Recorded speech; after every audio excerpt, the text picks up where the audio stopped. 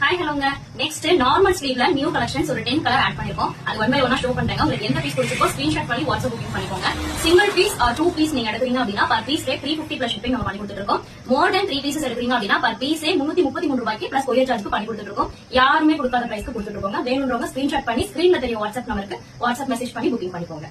Colours பார்த்தலாமா? First ஒரு அழகான black teddy bear போட்ட பிரிண்ட்ங்க. வேணும்ன்றவங்க ஸ்கிரீன்ஷாட் பண்ணி வாட்ஸ்அப் புக்கிங் பண்ணி. சைஸஸ் வந்து பாத்தீங்கன்னா M to 3XL வரைக்கும் அவைலபிள் இருக்குங்க.